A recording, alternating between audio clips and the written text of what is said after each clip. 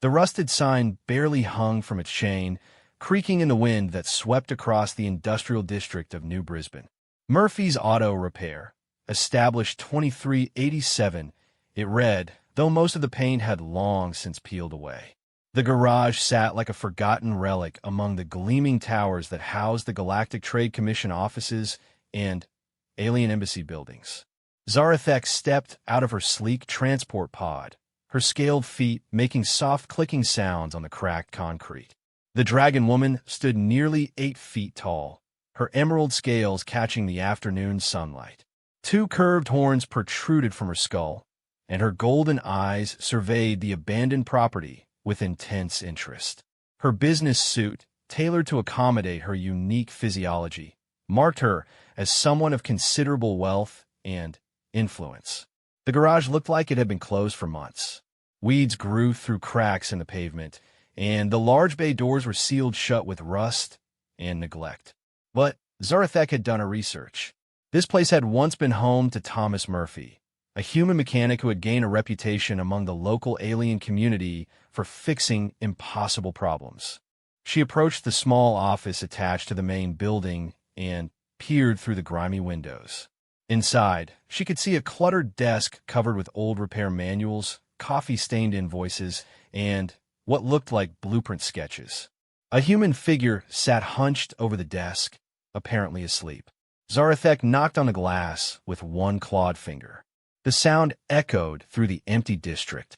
The figure inside jerked awake, nearly falling from his chair. Tom Murphy was in his mid-40s, with graying hair and oil-stained coveralls that had seen better decades. His weathered hands showed the scars and calluses of someone who had spent his life working with machinery. When he saw the imposing dragon woman at his door, his eyes widened with surprise. He fumbled with the locks and opened the door cautiously.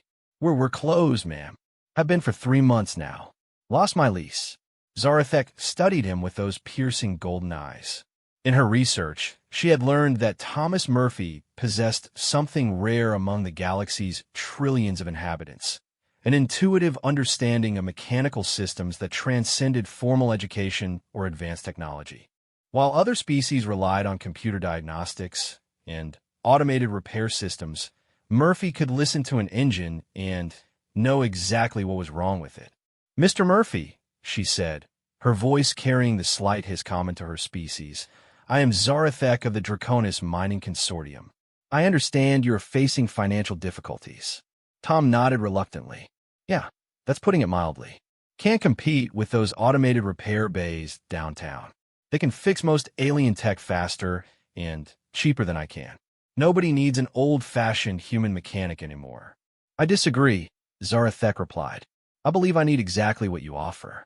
May I come in?" Tom stepped aside, still bewildered by this unexpected visit.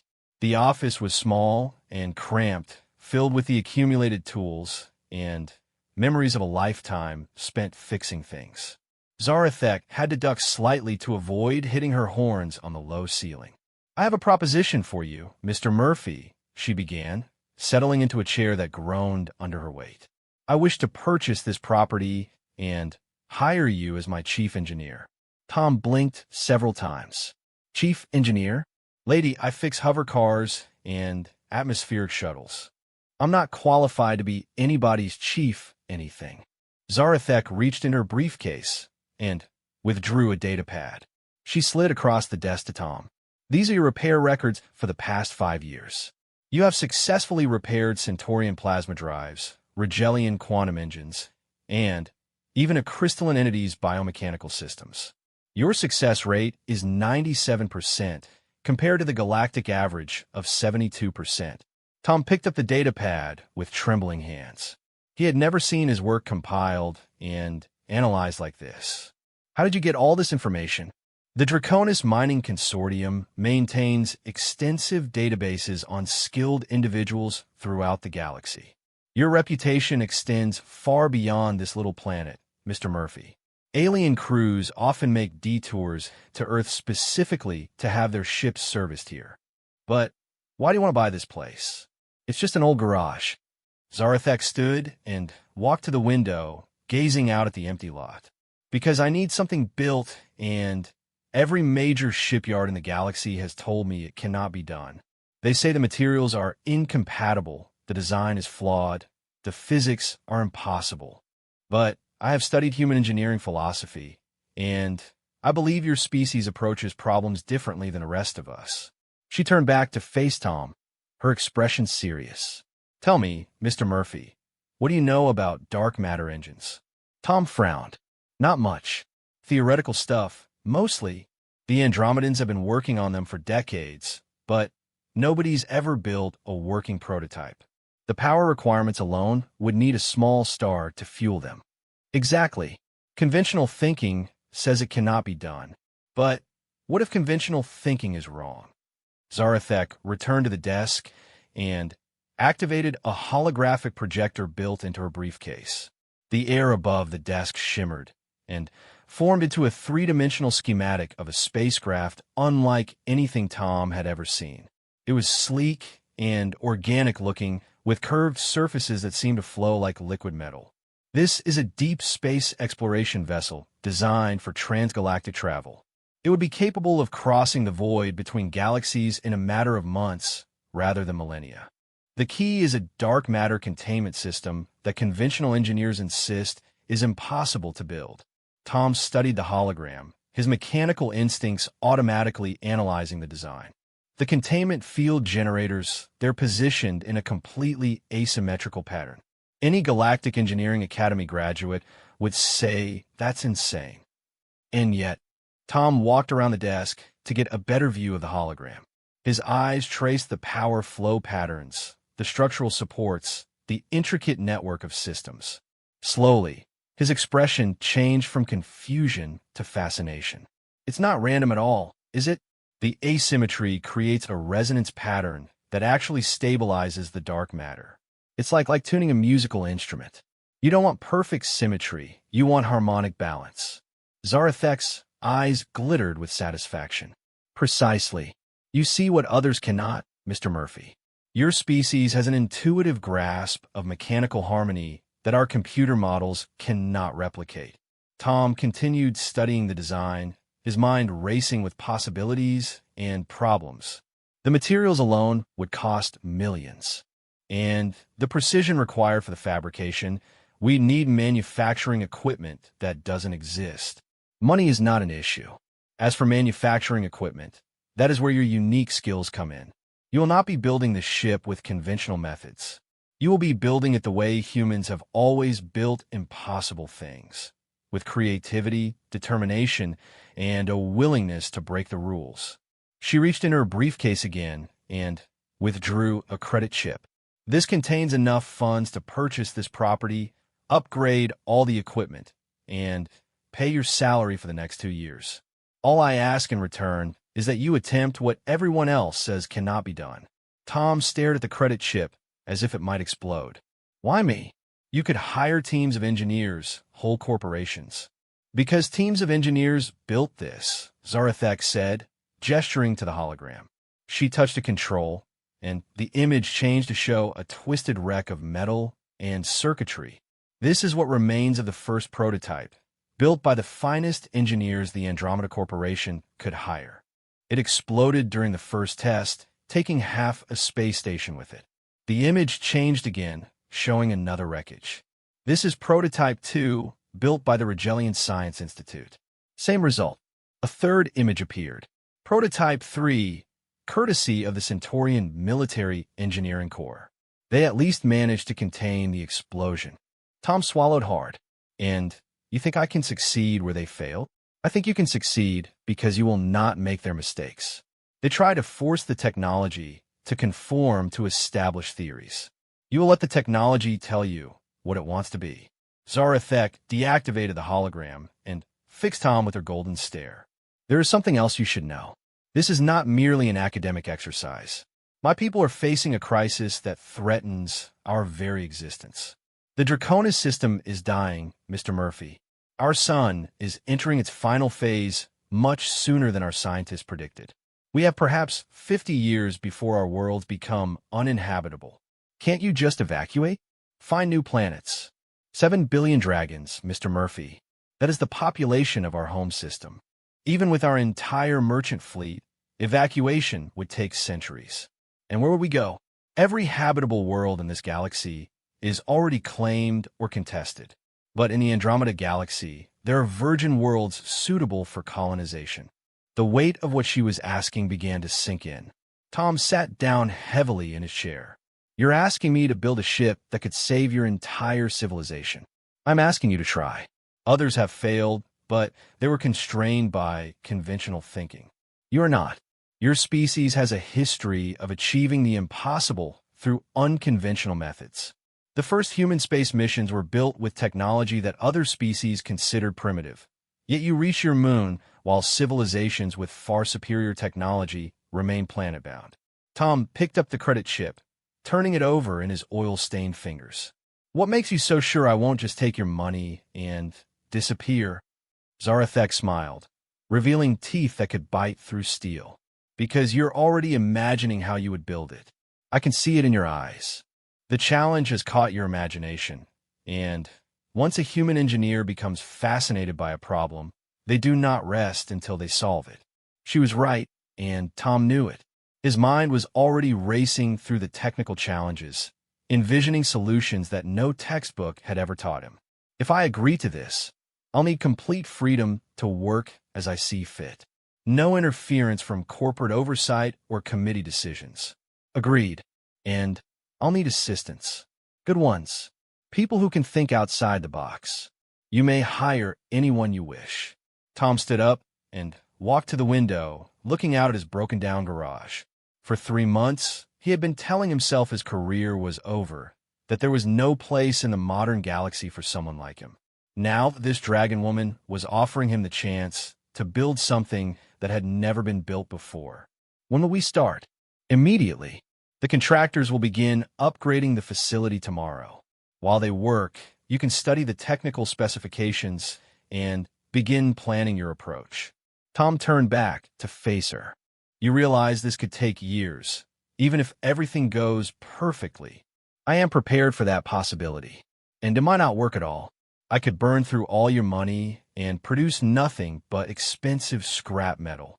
Zarathek stood as well, her full height making the small office feel even more cramped. Mr. Murphy, my people have a saying, the dragon who never leaves the nest never learns to fly. We are a species of explorers and risk-takers. This project embodies everything we believe in. She extended one clawed hand toward him. Do we have an agreement? Tom looked at her hand, then at the credit chip, then out at his dying garage. He thought about the impossible ship design, about 7 billion lives hanging in the balance, about the chance to prove that human ingenuity still mattered in a galaxy full of advanced alien technology. He reached out and shook her hand, feeling the strength in her grip and the heat of her scaled skin. We have an agreement, Ms. Zarathek. Let's go build something impossible. The next morning, Tom arrived at the garage to find it already bustling with activity. Construction crews were setting up equipment, surveyors were mapping the property, and engineers were consulting with holographic blueprints. Zarathek stood in the center of it all, directing operations with the efficiency of someone accustomed to managing large projects. Good morning, Mr. Murphy, she called out as he approached. I trust you slept well. Tom laughed. Didn't sleep a wink. Spent all night going through those technical specifications you gave me. I've got about 1,000 questions and twice as many ideas. Excellent. That is exactly what I hoped to hear.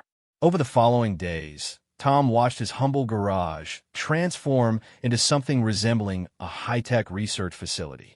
The old bay doors were replaced with massive atmospheric seals capable of maintaining vacuum conditions. The cramped office was expanded into a proper design center with holographic workstations and advanced computer terminals. The main floor was cleared and fitted with precision manufacturing equipment that most universities could only dream of owning. But perhaps most importantly, Zarathek kept her promise about hiring assistants. She had assembled a team of outcasts and misfits who shared Tom's unconventional approach to engineering. There was Dr. Keiko Tanaka, a human physicist who had been blacklisted by the academic community for proposing theories that contradicted established dogma. Her work on quantum mechanics had been dismissed as impossible, but Tom recognized the same kind of outside-the-box thinking that had characterized his own career. Marcus Webb was a young fabrication specialist who had been fired from 3 different aerospace companies for refusing to follow standard procedures. He had an intuitive understanding of materials and manufacturing that reminded Tom of himself at that age. The team's alien member was Thorek, a crystalline engineer from the Epsilon Eridani system. His people communicated primarily through harmonic vibrations, giving them an almost supernatural ability to detect flaws in mechanical systems. Thorek had been exiled from his homeworld for embracing what his people considered heretical ideas about technology. Together, they began the long process of turning Zarathek's impossible dream into reality. The first few weeks were spent simply understanding the scope of the challenge. The dark matter engine design was unlike anything any of them had encountered. It required materials that existed only in theory, manufacturing techniques that had never been attempted, and a level of precision that pushed the boundaries of what was physically possible. The fundamental problem, Dr. Tanaka explained during one of their daily planning meetings, is that dark matter doesn't interact with normal matter in predictable ways. We can't just build a containment field and hope for the best. We need to create a resonance system that can actually communicate with dark matter particles on a quantum level. Marcus looked up from the material specifications he had been studying. And even if we solve that problem, we still need to fabricate components with tolerances measured in individual atoms. One mistake, one impurity, and the whole thing becomes an expensive bomb. Thorek's crystalline form chimed softly, his harmonic voice translated by his communication device. The resonance patterns required are theoretically possible, but no known technology can generate them with sufficient precision. Tom listened to his team's concerns with growing excitement rather than discouragement. So what you're telling me is that every aspect of this project is impossible using current methods? That's a fair summary. Yes, Dr. Tanaka replied. Perfect, Tom said with a grin. That means we get to invent new methods. Zarathek, who had been listening from the corner of the room, smiled at Tom's response. She had chosen well. Where others saw insurmountable obstacles, he saw opportunities for innovation. As the weeks turned into months, the team settled into a rhythm of controlled chaos that somehow produced results. They worked 16-hour days, fueled by coffee, determination, and the growing realization that they were onto something extraordinary. Tom's approach was fundamentally different from conventional engineering methods. Instead of starting with established principles and working forward, he started with the desired outcome and worked backward. What would a dark matter containment system need to do? How would it need to behave? What would it sound like, feel like, look like when it was working properly? Think of it like tuning a piano, he explained to his team during one late-night session. You don't calculate the exact tension each string needs. You listen to the sound and adjust until it feels right. The math comes afterward to explain why it works. This philosophy drove their alien colleagues to distraction, but it produced results that surprised everyone. They developed new manufacturing techniques based on harmonic resonance rather than mechanical precision. They created alloys that existed in quantum superposition states until the moment they were needed. They built control systems that learned and adapted rather than simply following program instructions. 6 months after the project began, they had their first major breakthrough.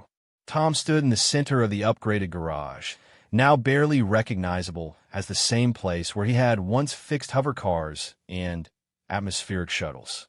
In front of him, suspended in a complex web of energy fields and support structures, was a prototype dark matter containment unit about the size of a basketball. Power levels are nominal, Dr. Tanaka reported from her monitoring station. Quantum field generators are synchronized and stable. Harmonic resonance is within acceptable parameters, Thorek added, his crystalline form glowing softly with concentration. Marcus stood ready at the fabrication controls, prepared to make any necessary adjustments to the physical components in real time. Zarathek watched from the observation area, her golden eyes fixed on the device that represented her people's hope for survival. Beginning dark matter injection sequence, Tom announced, his hand hovering over the activation control. If this works, we'll have proof that the concept is viable. If it doesn't work, it will work, Zarathek said quietly. I have faith in human ingenuity. Tom pressed the control. For a moment, nothing seemed to happen. Then, the prototype began to glow with an eerie, shifting light that seemed to come from somewhere beyond normal space. Energy readings spiked across every monitor in the facility. The harmonic resonance generators hummed with a sound that was felt more than heard. And then impossibly it stabilized. Dark matter containment achieved, Dr. Tanaka announced, her voice filled with wonder. The field is holding steady. Power consumption is actually lower than our projections. Tom stared at the glowing sphere, hardly believing what he was seeing. How long can we maintain containment? Based on current power levels and field stability, theoretically indefinitely, Thorek replied. The resonance system is self-sustaining. Zarathek stepped forward, her expression one of profound relief and gratitude. Mr. Murphy, you and your team have just accomplished something that the greatest minds in the galaxy said was impossible.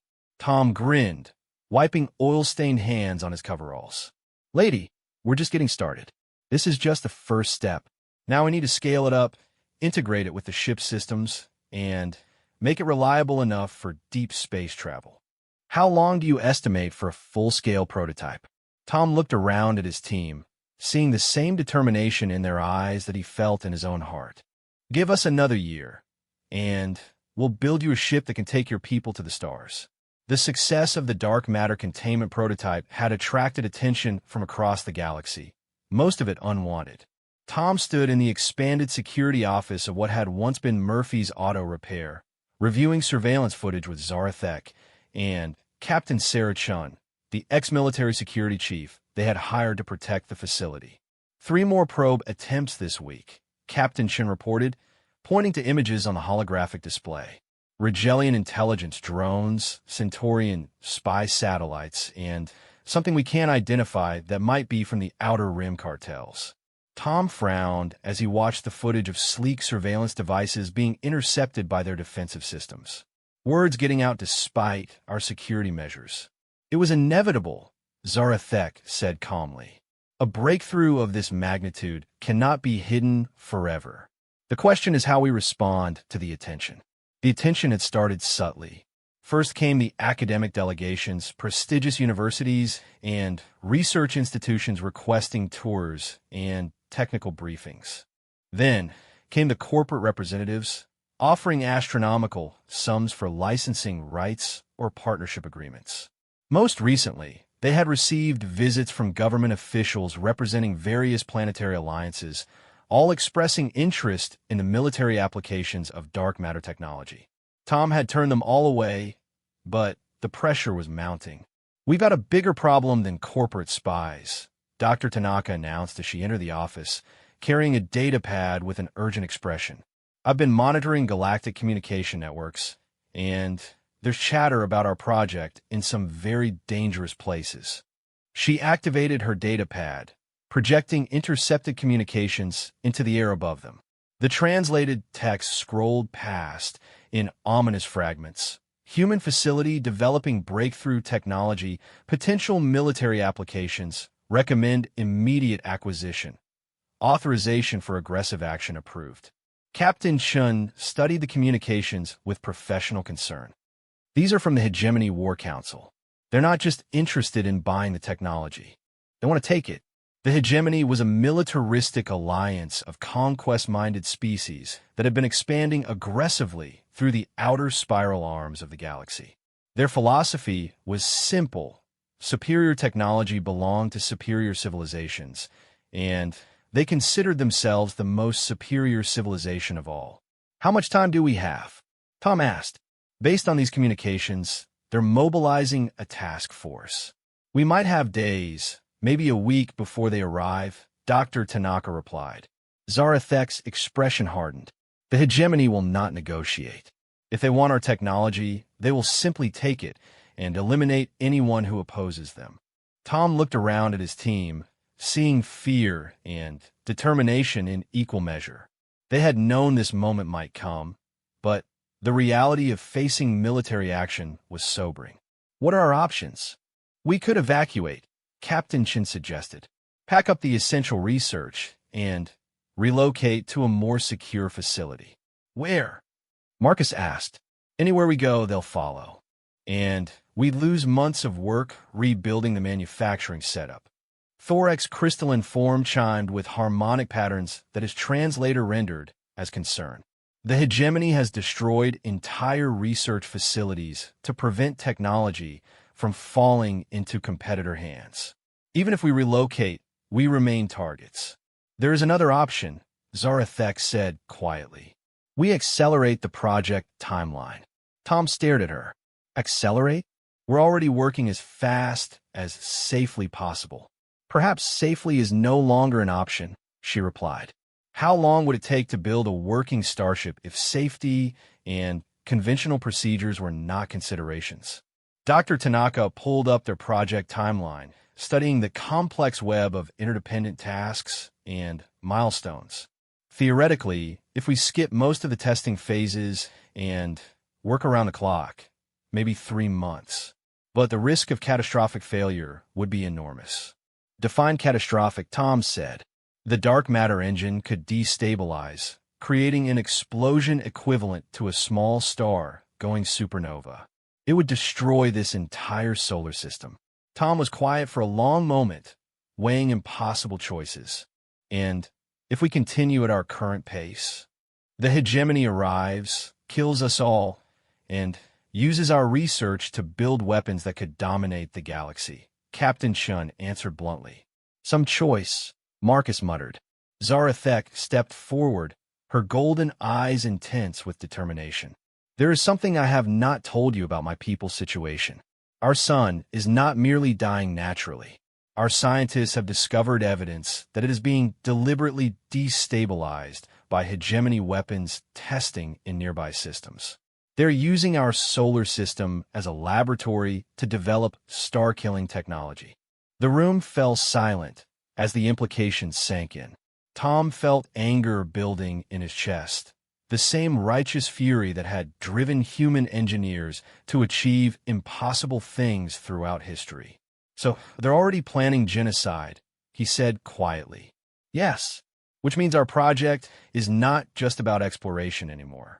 It is about survival, both for my people and for any other civilization that stands in the hegemony's path. Tom looked at his team, seeing his own resolve reflected in their faces. Then, we don't have a choice.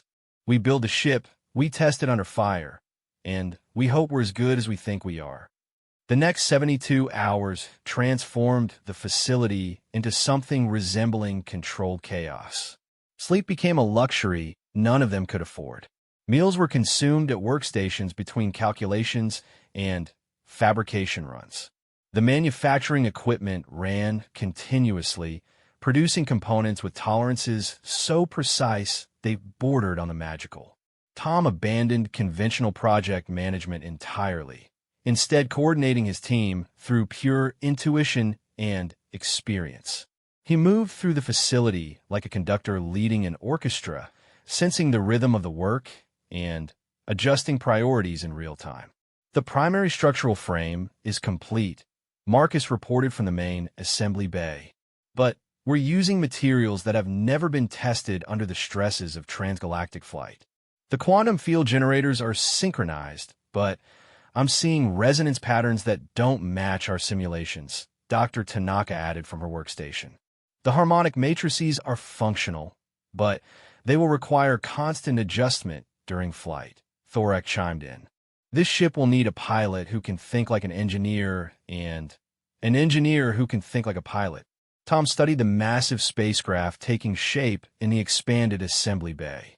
It looked like nothing the galaxy had ever seen before.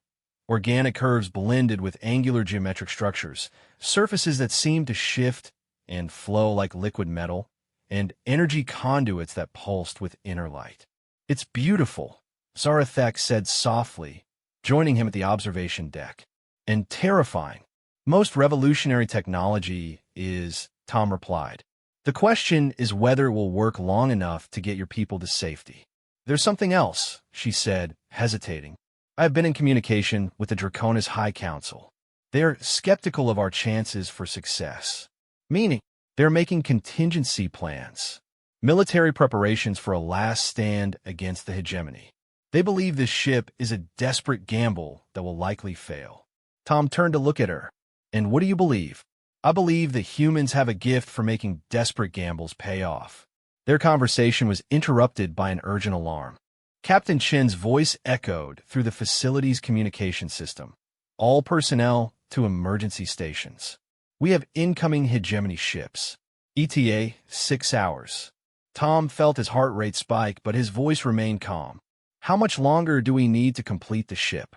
12 hours minimum," Marcus called out from the assembly bay. "The dark matter engine still needs final calibration, and we haven't even begun testing the navigation systems." "Then, we test them in flight," Tom decided. "Get everyone who's not essential for launch prep to the evacuation shuttles. We'll take our chances with an untested ship rather than certain death at hegemony hands." The next few hours blurred together in a frantic rush of final preparations. Non-essential personnel evacuated to hidden shelters scattered throughout the system. Critical equipment was loaded aboard the ship while technicians worked frantically to complete last-minute system integrations. Tom found himself in the ship's bridge, a circular chamber that felt more like the inside of a living organism than a traditional spacecraft. Holographic displays showed system status, environmental readings, and tactical information in three-dimensional arrays that surrounded the crew stations. "Dark matter containment stable," Dr. Tanaka reported from the engineering station. "Field generators are online and synchronized. Navigation systems initialized," Thorek announced. "Warning, many subsystems are operating outside tested parameters. Structural integrity holding," Marcus added from his damage control station. "But I'm seeing stress patterns in the hull that worry me." Zarathek took her position at the helm, her clawed hands moving over controls designed specifically for her physiology. "Communications with Draconis High Council established. They're standing by for our arrival." Tom settled into the captain's chair, feeling the weight of responsibility settle on his shoulders. Through the viewports, he could see the stars, waiting for them to take the leap into the unknown. "Captain Chun, report on hegemony forces. 3 heavy cruisers and a dozen escort vessels. They'll be in weapons range in 2 hours. Then we launch now," Tom decided. "All stations report ready for departure." The responses came back quickly. "Engineering ready. Navigation ready. Tactical systems ready. Dr. Tanaka, initiate dark matter engine startup sequence." The ship began to vibrate with a deep, harmonic resonance that seemed to come from the very fabric of space itself. Energy readings spiked across every display as the impossible engine came to life. "Dark matter injection commencing," Dr. Tanaka announced. "Field stability, holding at 73%. "Is that good enough?" Tom asked. "We're about to find out." The engine noise rose to a crescendo, then, suddenly, fell silent. For a moment, Tom thought they had lost power. Then he realized that the stars outside had changed. They were moving. "Velocity increasing exponentially," Thorek reported, his harmonic voice filled with wonder. "We are exceeding theoretical maximum speeds for any known propulsion system." "How long to reach the Draconis system?" Zarathek asked. "At current acceleration rates, 14 hours. Tom stared at the tactical display, showing their position relative to known space. They were traveling faster than should be possible, using technology that shouldn't work toward a destination that might not even exist by the time they arrived. "Sir," Captain Chin called out urgently, "I'm detecting pursuit. The hegemony ships are following us." "That's impossible. No conventional drive system can match our speed." "They're not using conventional drives. Sensor readings suggest they're employing some kind of spatial folding technology, and they're gaining on us. Tom felt the familiar adrenaline surge that had carried him through countless impossible repair jobs. Dr. Tanaka, can we increase power to the dark matter engine? Not without risking containment failure. We're already operating at dangerous levels. Marcus, can the hull take more stress? Define more stress. If you mean will it hold together for another few hours, probably. If you mean will it survive a prolonged chase, that's less certain. Thorax form chimed urgently. The pursuing ships are transmitting on all frequencies. They're demanding our surrender and threatening to open fire. Tom looked around the bridge at his unlikely crew. A dragon woman executive who had bet everything on human ingenuity. A disgraced physicist who refused to accept conventional wisdom. A young fabricator who trusted his instincts over textbooks. A crystalline alien who communicated through harmonic vibrations.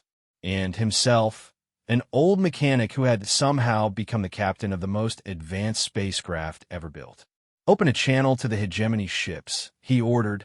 The main display flickered, showing the bridge of the lead hegemony cruiser. The commander was a hegemony prime, a species that looked like humanoid insects with chrome-colored exoskeletons and multifaceted eyes.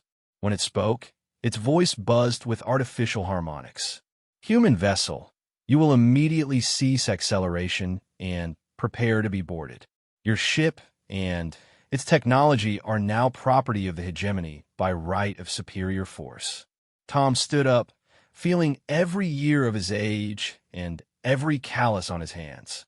Commander, this is Tom Murphy, captain of the independent vessel. What are we calling this ship anyway? Phoenix Rising, Zarathek said quietly. For those who rise from the ashes of their old lives. Captain Murphy of the Phoenix Rising. I'm afraid I can't comply with your demands.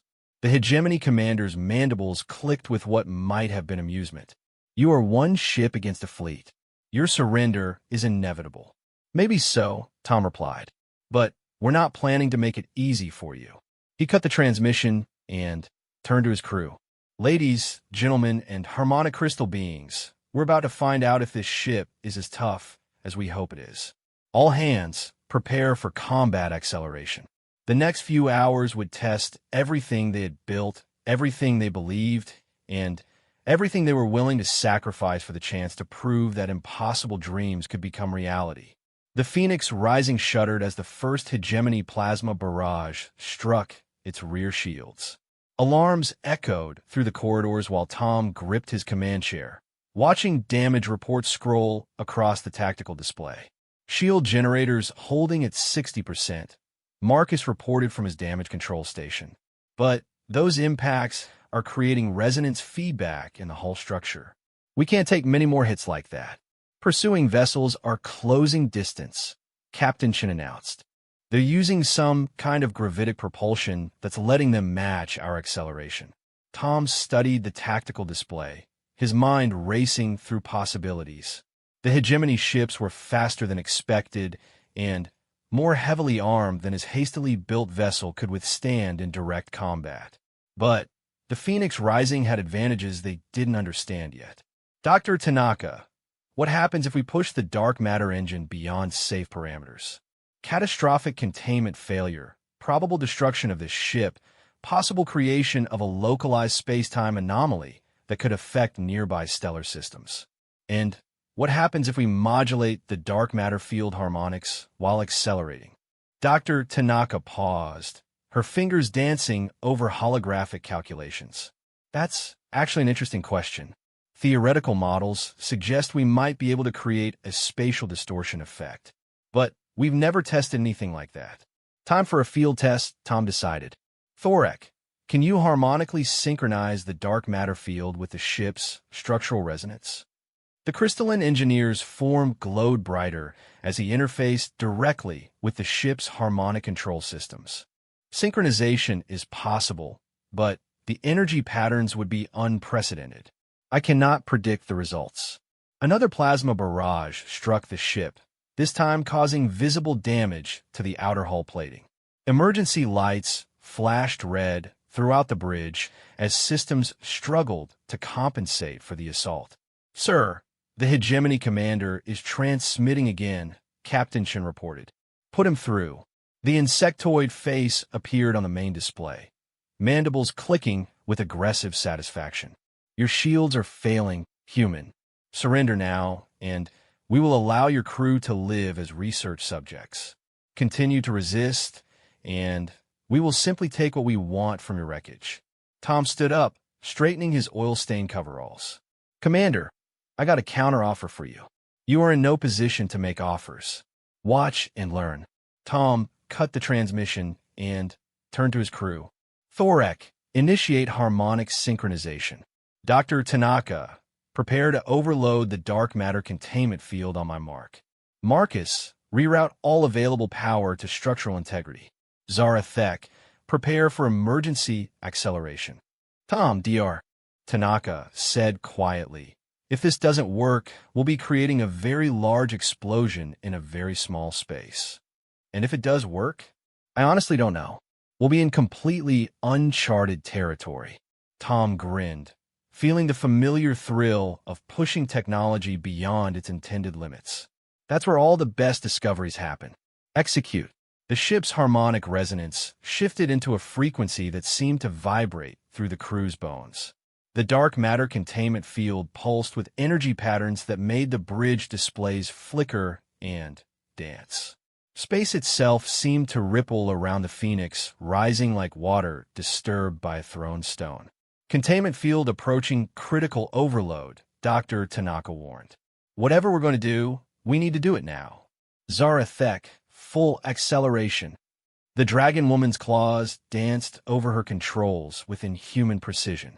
The dark matter engine responded with a surge of power that sent energy readings off the scale. And then something extraordinary happened.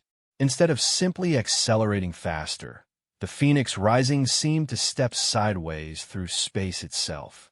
The stars outside the viewports shifted in patterns that hurt to look at directly. The pursuing hegemony ships, suddenly, appeared to be moving in slow motion, their plasma beams freezing in mid-flight like cosmic sculptures. "What just happened?" Marcus whispered, staring at his instruments in disbelief. "We're experiencing localized temporal displacement," Dr. Tanaka replied, her voice filled with wonder. "The dark matter field interaction is causing us to move through time at a different rate than the surrounding space." Thorek's harmonic chimes translated as excitement. "The resonance patterns are creating a bubble of accelerated time around our ship. From our perspective, the universe outside is moving very slowly." Tom watched the tactical display as the hegemony ships crawled through space at what looked like glacial speed. "How long can we maintain this effect?" "Unknown. We're operating completely outside any tested parameters." "Then we use the time we have to get as far ahead as possible." Zarathek maintained current acceleration toward the Draconis system. The next several hours passed in an eerie twilight zone of accelerated time. The crew worked to understand and stabilize their new capabilities while watching the normal universe creep by outside their temporal bubble. The hegemony ships fell further and further behind, unable to match their impossible speed through space-time. "I'm detecting communication attempts from the Draconis High Council," Zarathek reported. "But they're coming through extremely slowly due to our temporal displacement. Can we respond?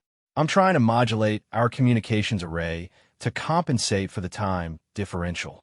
After considerable adjustment, Zarathek managed to establish contact with her home system. The face of High Counselor Drakmor appeared on the main display, his ancient features showing surprise and concern. "Zarathek, what manner of ship have you brought us? Our sensors show impossible energy readings approaching our system." "High Counselor, this is the Phoenix Rising, built by the human engineer Thomas Murphy and his team. We have successfully created a working dark matter propulsion system." The old dragon's golden eyes widened. The report spoke of a prototype, not a functional starship capable of transgalactic flight. The timeline was accelerated by hostile action. "We are currently being pursued by hegemony forces, but Our new technology has allowed us to outrun them. Hegemony forces in this sector? That confirms our worst fears. Our intelligence reports suggest they are preparing for a major offensive against independent systems. Tom stepped forward into the communication field. High Counselor, we need to discuss evacuation procedures for your population.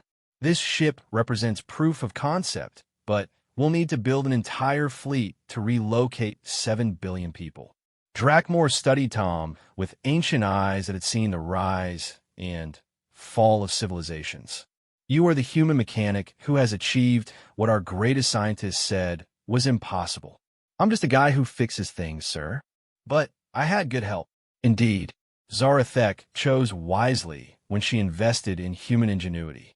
The High Counselor paused, consulting data displays outside the communication field.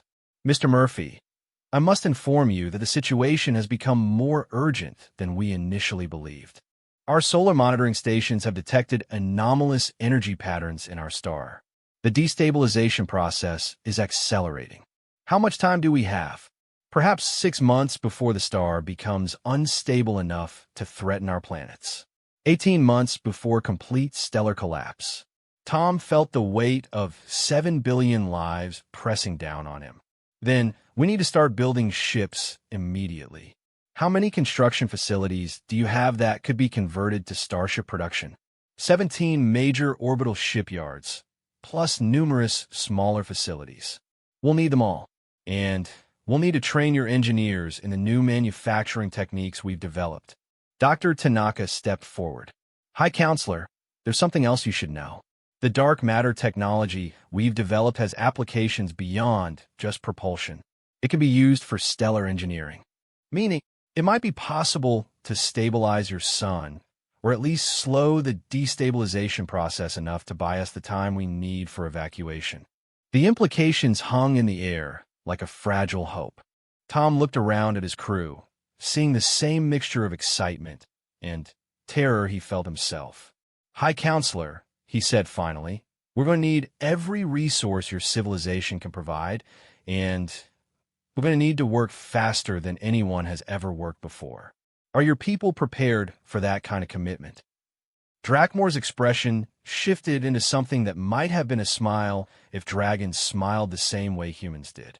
Mr. Murphy, my people are descendants of star travelers who crossed the void between galaxies when this universe was young. We did not survive by accepting defeat when faced with impossible odds. Then, let's get to work. The Phoenix Rising dropped out of its temporal acceleration field as it approached the Draconis system, returning to normal space-time with a sensation like stepping off a moving walkway.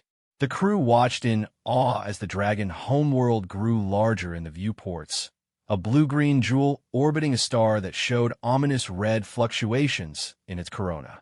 Incoming transmission from Draconis Prime Orbital Control, Captain Chen reported.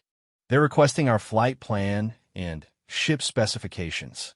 Tell them we're coming in on emergency protocols, Tom replied, and that they're about to see technology that will challenge everything they think they know about physics. The Phoenix Rising settled into orbit around Draconis Prime with a grace that belied its hastily assembled construction. Within hours, shuttles were arriving from the planet's surface carrying teams of engineers, physicists, and administrators eager to examine the impossible ship. Tom found himself in the ship's main conference room, facing a gathering of the most brilliant minds in Dragon civilization. The meeting felt surreal, an old human mechanic explaining advanced physics concepts to beings whose ancestors had mastered space travel while humanity was still discovering fire. The key breakthrough, he explained, using holographic displays to illustrate the dark matter containment principles, was abandoning the assumption that the technology had to conform to established theories. Instead, we let the technology tell us what it wanted to do, then figured out the theory afterward. Chief Science Advisor Thuranek, a dragon whose scales had turned silver with age and wisdom, studied the technical specifications with intense interest. Your manufacturing techniques are unlike anything in our databases. This harmonic resonance fabrication, it should not be possible to achieve such precision. That's what everyone said, Marcus replied from his position near the holographic projectors. But we didn't build these components by following the rules. We built them by listening to the materials and letting them guide the process. Dr. Tanaka stepped forward with her stellar engineering proposals. The same principles that allow us to contain dark matter could theoretically be applied to stellar stabilization. By creating harmonic resonance fields within your star's core, we might be able to counteract the destabilization process.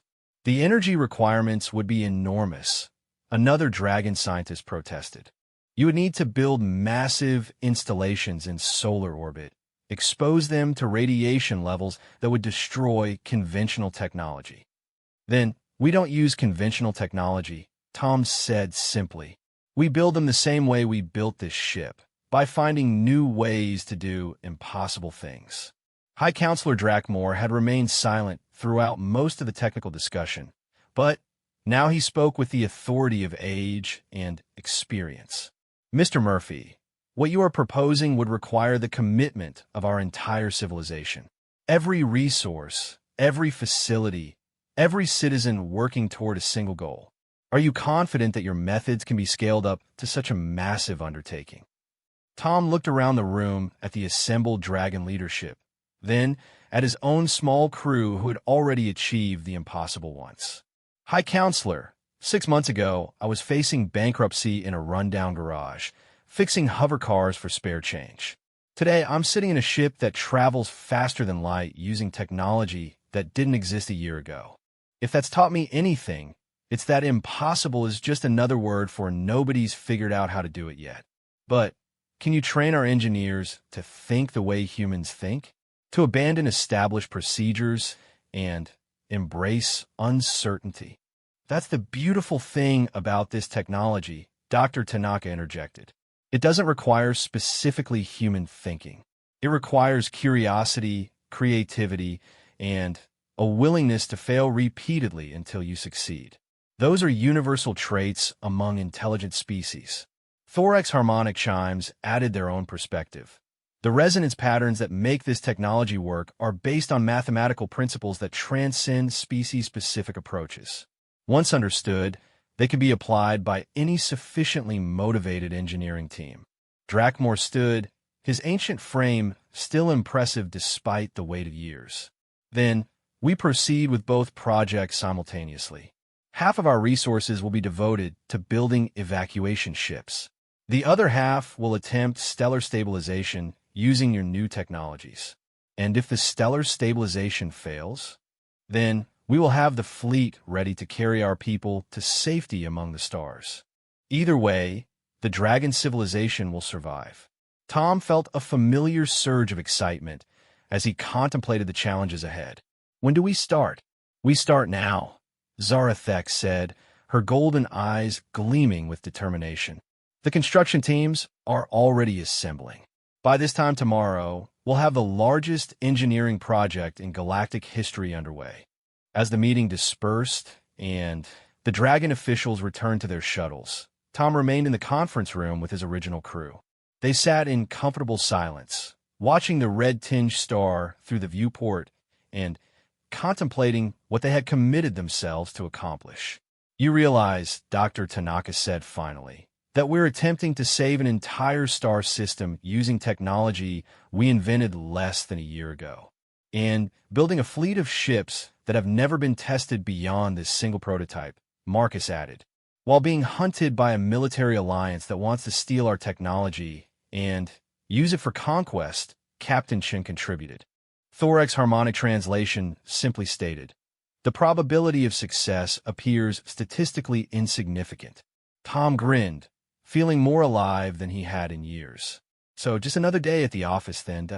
Zarathek looked at each of them in turn, these unlikely saviors who had taken her desperate gamble and turned it into a reality that was reshaping the galaxy's understanding of what was possible. My people have a tradition, she said quietly. When facing impossible odds, we remind ourselves that dragons are creatures of legend precisely because they accomplish things that should not be possible. And what do you call humans who do the same thing?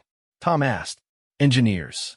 Outside the viewport, The unstable star continued its ominous flickering, counting down the time they had left to prove that human ingenuity and dragon determination could overcome the laws of physics themselves.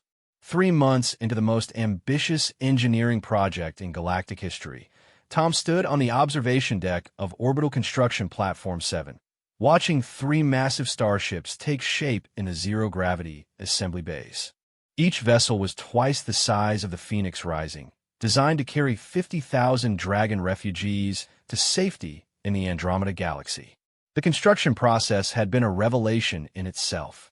Dragon engineers, initially skeptical of human manufacturing techniques, had embraced the harmonic resonance fabrication methods with an enthusiasm that surprised everyone. Their natural ability to perceive and manipulate energy fields made them particularly suited to working with dark matter technology. Construction efficiency is exceeding projections by 40%, reported Chief Engineer Vextal, a young dragon whose copper-colored scales gleamed under the construction lights.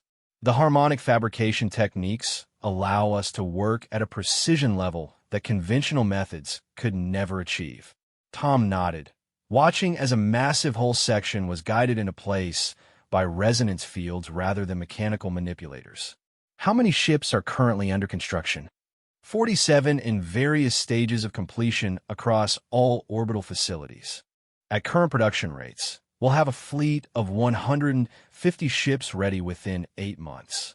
The numbers were impressive, but Tom knew they were racing against time on multiple fronts. The hegemony had not given up their pursuit. Intelligence reports suggested they were assembling a major fleet to attack the Draconis system. Meanwhile, the stellar destabilization process continued to accelerate despite their best efforts at intervention. Any word from the stellar engineering team? Tom asked. Vextal's expression became more subdued. Dr. Tanaka reports that the solar stabilization arrays are functional, but they're only slowing the destabilization process, not stopping it. The harmonic resonance fields are having difficulty penetrating to the star's core, where the real damage is occurring. Tom sighed, running oil-stained hands through his graying hair. The stellar engineering project had been even more ambitious than the ship construction program. They had built massive orbital platforms equipped with dark matter field generators, designed to create harmonic resonance patterns that could theoretically stabilize the fusion processes within the star itself. In practice, it was proving nearly impossible to generate resonance fields powerful enough to affect stellar-scale processes while maintaining the precision necessary to avoid making the situation worse. Take me to the Solar Engineering Control Center, Tom decided. I want to see the latest data. The control center was located on a heavily shielded platform in close solar orbit, positioned to monitor and direct the stabilization arrays. Tom found Dr. Tanaka and a team of Dragon physicists hunched over displays showing the star's internal structure in real-time holographic detail. The resonance penetration is still limited to the outer convection zone, Dr. Tanaka explained, highlighting the affected areas on the display. We need to reach the core where the fusion instabilities are originating, but the energy requirements increase exponentially with depth. Tom studied the display, his mind working through the engineering challenges. What if we don't try to penetrate from the outside? What if we create resonance nodes inside the star itself? Inside the star? Dr. Tanaka stared at him. Tom, we're talking about temperatures and pressures that would vaporize any known material instantly. Any known material, yes. But what about dark matter constructs? They don't interact with normal matter in conventional ways. Could we create resonance generators that exist in dark matter phase space? The assembled physicists began exchanging rapid calculations and theoretical discussions. Tom listened to fragments of technical debate while studying the star's structure, looking for patterns and possibilities that pure theory might miss. It's theoretically possible, Chief Physicist Clarden finally announced. Dark matter constructs could exist within stellar cores without being affected by the temperature and pressure, but creating and maintaining them would require power levels beyond anything we've attempted. How much power are we talking about? Equivalent to the total energy output of a small star. We need to tap directly into the stellar fusion process itself. Tom grinned, feeling the familiar excitement that came with pushing beyond safe boundaries. So we turned the star into its own power source for the stabilization process. The fusion reaction that's becoming unstable provides the energy needed to stabilize it. That's either brilliant or completely insane, Dr. Tanaka muttered. In my experience, the best solutions are both.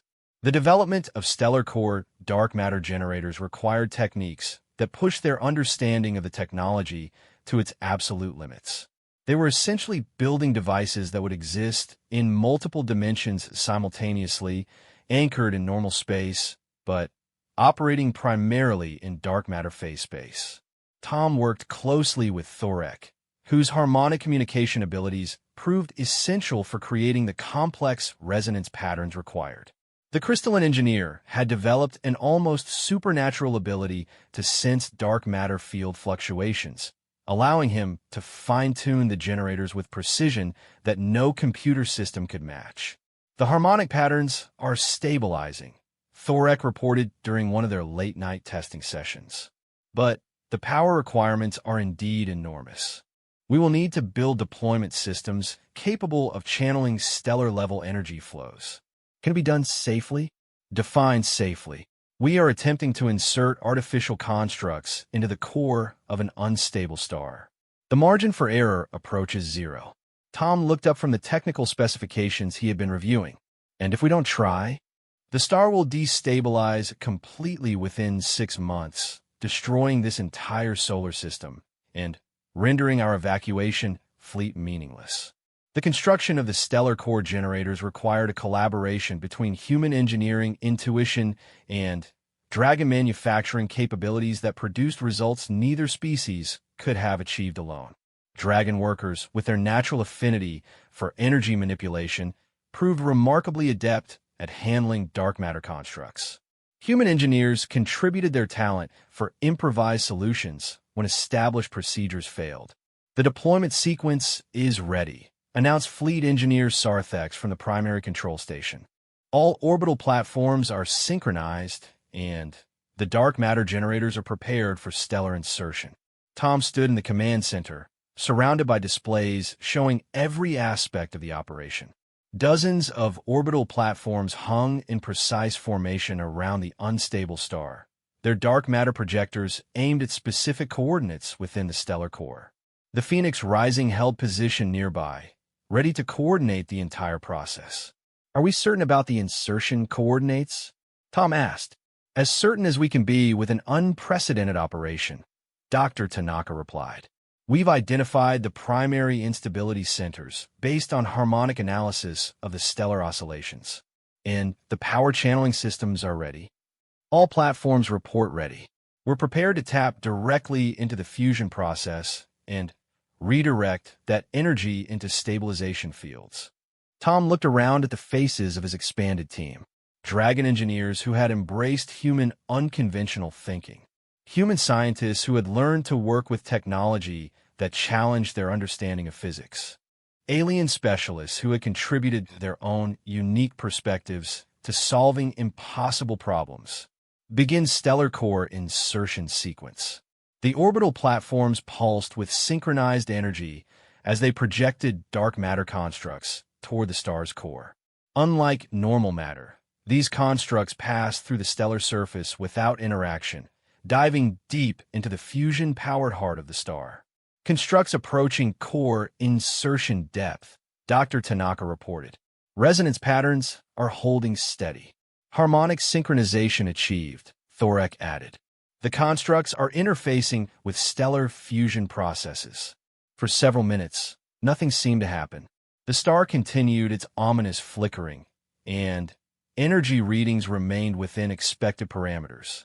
Then, gradually, the monitoring displays began to show changes.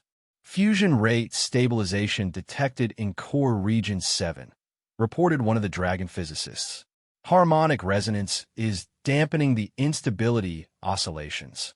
Core temperature variations decreasing, added another. Pressure fluctuations returning to normal parameters. Tom watched the real-time displays as the star's internal structure slowly shifted from chaotic instability towards stable fusion processes. It was like watching a massive engine being tuned by mechanics who happened to be working at a scale normally reserved for gods. "It's working," Dr. Tanaka said quietly. "The stellar stabilization is actually working." The celebration was brief. Captain Chen's voice crackled over the communications system with urgent news. "Sir, we're detecting incoming ships at the edge of the system. Multiple hegemony signatures, including what appears to be a dreadnought-class vessel." Tom felt his stomach drop. "How many ships?" "Preliminary count shows 37 combat vessels. They'll be in weapons range within 6 hours." The tactical situation was grim. While they had been focused on stellar engineering and ship construction, the hegemony had been assembling a fleet specifically designed to capture or destroy their technology. The Dragon Defense Forces were formidable, but they were not equipped to handle dark matter weapons or the advanced technology the hegemony had been developing. "Can we evacuate the orbital platforms?" Tom asked. "Not in 6 hours. The stellar stabilization process requires continuous monitoring and adjustment. If we abandon the platforms now, the star will destabilize completely." Tom found himself facing an impossible choice. Continue the stellar stabilization and risk losing the technology to hegemony capture, or abandon the process and watch the entire system die anyway. "There is another option," Zarathek said quietly from her position at the communications console. "We could weaponize the dark matter technology." The command center fell silent. The idea of turning their life-saving technology into weapons felt like a betrayal of everything they had worked toward. "Weaponize how?" Tom asked reluctantly. "The same dark matter constructs we're using for stellar stabilization could theoretically be projected at enemy ships. Instead of stabilizing fusion processes, they could destabilize them." Dr. Tanaka looked horrified. "That would turn enemy ships into miniature supernovas. The destruction would be absolute. And if we don't defend ourselves, the hegemony will take our technology and use it to destroy countless civilizations across the galaxy," Captain Shun pointed out pragmatically. Tom stared at the tactical displays showing the approaching hegemony fleet. 37 ships full of beings who had come to steal technology that could save billions of lives, intending to transform it into weapons of conquest and genocide. How long would it take to reconfigure the orbital platforms for defensive projection? "The dark matter generators could be reprogrammed within 2 hours, Thorek reported. "The targeting systems would require additional modifications." "Do it," Tom decided, "but only as a last resort. First, we try and negotiate." The next 2 hours were a frantic rush of modifications and preparations. While engineering teams worked to reconfigure the dark matter projectors for defensive use, Tom prepared for what might be the most important conversation of his life. When the hegemony fleet entered communication range, Tom found himself facing the same insectoid commander who had pursued them from Earth, but this time the being's attitude was different. Instead of aggressive confidence, Tom detected something that might have been cautious respect. "Captain Murphy," the hegemony commander buzzed, "our long-range sensors have detected extraordinary energy patterns in this system. You have been busy." "Commander, I'm sorry, I didn't catch your name the first time." "Supreme Admiral Corthex of the Hegemony Third Fleet. I have come to claim the dark matter technology for the greater glory of the hegemony."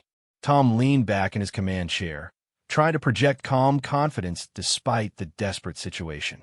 "Admiral, I have a counter-proposal for you. You are in no position to make proposals." "Actually, I think I am. You see, we spent the last few months learning new applications for dark matter technology. Would you like a demonstration?" Without waiting for an answer, Tom signaled the orbital platforms. A precisely focused dark matter construct lanced out toward a small asteroid at the edge of the system. For a moment, nothing happened. Then, the asteroid simply ceased to exist, converted to pure energy in a flash that was visible across the entire system.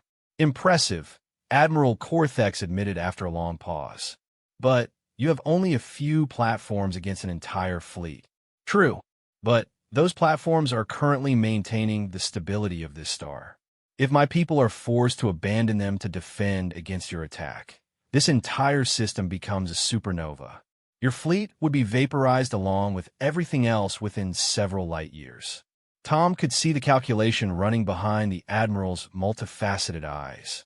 A direct assault would likely succeed in capturing the platforms, but not before the star destabilized catastrophically.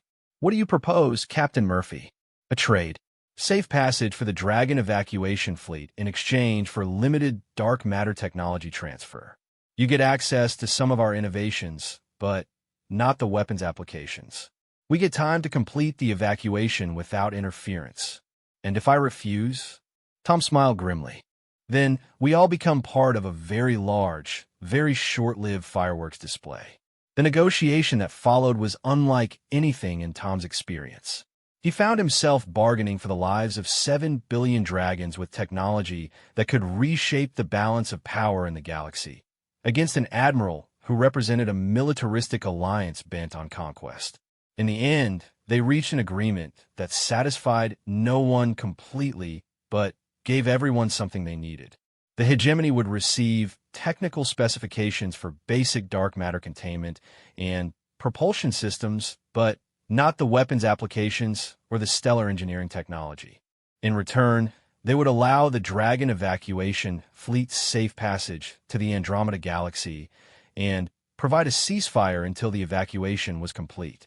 You realize, Admiral Corthex said as they concluded the negotiations, that this technology will eventually change the balance of power throughout the galaxy. I'm counting on it, Tom replied. Maybe when everyone has access to unlimited energy and faster-than-light travel, there won't be as much worth fighting over. As the hegemony fleet withdrew to a safe distance, Tom returned his attention to the stellar stabilization process. The star was responding well to treatment, its fusion processes returning to stable parameters for the first time in months. How long will the stabilization hold? He asked Dr. Tanaka. With continuous monitoring and occasional adjustment, potentially centuries. We've essentially given this star a new lease on life. Tom nodded, feeling a mixture of satisfaction and exhaustion. And the evacuation fleet? 70 ships completed and ready for launch. The remaining vessels will be finished within 2 months. He looked out at the star that no longer flickered with ominous red instability, at the orbital platforms that had transformed theoretical physics into practical engineering, at the ships that would carry an entire civilization to safety among distant stars. You know what the strangest part of all this is? He said to Zarathek, who had joined him at the observation deck. What's that?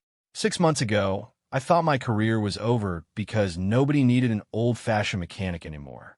Now I'm wondering if the galaxy is ready for what comes next. Zarathek looked at him with those ancient golden eyes. What do you mean? Dark matter technology doesn't just solve the immediate crisis. It changes everything. Unlimited energy, faster-than-light travel, the ability to manipulate matter and energy at a fundamental level. We're about to unleash technologies that will reshape civilization itself. And that frightens you? Tom considered the question seriously. It excites me more than it frightens me. But I've learned that the most powerful technologies are also the most dangerous if they fall into the wrong hands. Then we must ensure they fall into the right hands. And who decides which hand are the right ones? Zarathek smiled, expression that looked strange on dragon features, but somehow perfectly appropriate. Perhaps that's a decision best made by old-fashioned mechanics who understand that the most important part of any machine is knowing when not to use it. 1 year after the first desperate flight from Earth, Tom stood in the command center of a newly constructed gateway station, watching the final Dragon evacuation ships prepare for their journey to Andromeda. The massive space station orbited the now-stable Draconis star, serving as both a construction facility and a testament to what cooperation between species could accomplish. Final evacuation ship reports ready for departure. announced Captain Chun from her position at the tactical console. That's ship number 247. Total evacuees, 12.3 million dragons, plus support crews and essential equipment. Tom nodded, feeling the weight of accomplishment mixed with lingering concern. They had exceeded all their original projections for the evacuation fleet, but the success had come with unexpected consequences that were still unfolding across the galaxy. Status report from the Andromeda advanced teams? All positive, replied Chief Engineer Vextal, whose copper scales had taken on a more golden hue over the months of intensive work. The first colonies are well established on 17 worlds. The dark matter terraforming equipment is performing beyond expectations. The terraforming technology had been another unexpected breakthrough.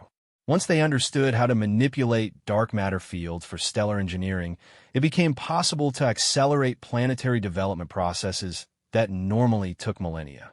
Barren worlds could be transformed into garden paradises within decades rather than geological ages. But the technology that was saving the dragon civilization was also attracting attention from across the galaxy that Tom found increasingly troubling. "Sir," called Communications Officer Telnara from her station, "we're receiving another diplomatic request. The Andromedan Trade Consortium wants to discuss licensing agreements for dark matter propulsion technology." Tom sighed. They had been receiving similar requests for months. Trade alliances wanting commercial rights, scientific institutions seeking research partnerships, and military organizations interested in defensive applications. Everyone wanted access to the technology that could reshape their understanding of physics itself. Add them to the list. We'll review all requests after the evacuation is complete. Dr. Tanaka approached from the engineering section, carrying a datapad with expression of concern. "Tom, we need to discuss the replication issue." "What replication issue?" "Intelligence reports suggest that at least 6 different organizations are attempting to reverse engineer our dark matter technology based on the limited specifications we provided to the hegemony. Most of these attempts are failing catastrophically, but some are showing signs of progress." Tom felt a familiar knot of worry in his stomach. Define catastrophically. 3 research facilities destroyed by dark matter containment failures. 1 star system evacuated due to spatial anomalies caused by failed experiments. And these are just the incidents we know about. The implications were sobering.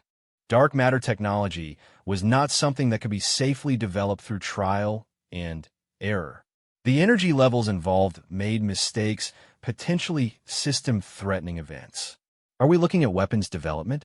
Some of it certainly, but most appears to be legitimate research into propulsion and energy generation applications.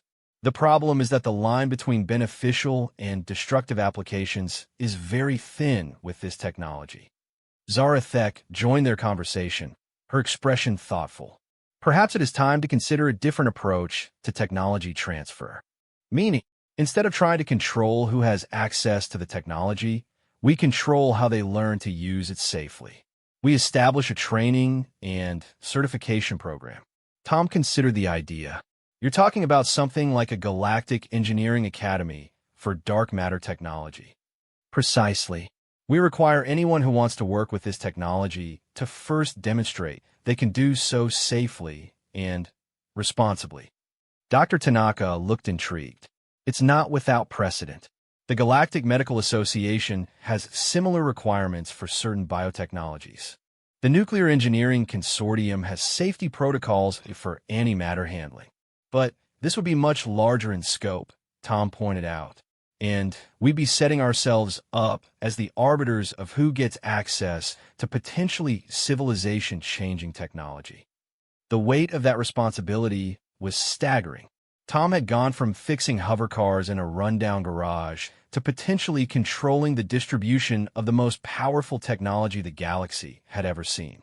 There is another consideration, Thorek chimed in, his harmonic voice carrying undertones of concern. The technology itself is evolving. Each new application we develop reveals additional possibilities we had not previously considered. What do you mean? Observe. Thorek activated a holographic display showing the current status of their various projects. The stellar stabilization arrays around the Draconis star, the dark matter terraforming equipment in Andromeda, the propulsion systems powering the evacuation fleet, all were showing modifications and improvements that had developed organically during operation. The dark matter constructs are learning, Dr. Tanaka said quietly. They're adapting and optimizing themselves based on the tasks they're performing. Tom stared at the display, trying to wrap his mind around the implications. You're saying we've created self-modifying technology? Not intentionally, but dark matter exists in dimensions beyond our normal space-time. The constructs we create may be developing characteristics we never programmed into them. The conversation was interrupted by an urgent alert from the tactical station. Captain Chen's voice carried a note of alarm. Sir, we have incoming ships. Multiple signatures. Unknown configuration. Hegemony forces? Negative. These are unlike anything in our databases. Energy readings suggest they're using dark matter propulsion, but with configurations we've never seen before. Tom hurried to the tactical station, studying the sensor readings with growing amazement. The approaching ships were clearly built using dark matter technology, but their design principles were completely foreign. How many ships? 17 vessels, various sizes. They're requesting communication on standard diplomatic frequencies. Put them through. The main display flickered, showing a being Tom had never encountered before. It appeared humanoid, but was clearly artificial. Its body seemed to be composed of the same flowing, energy-infused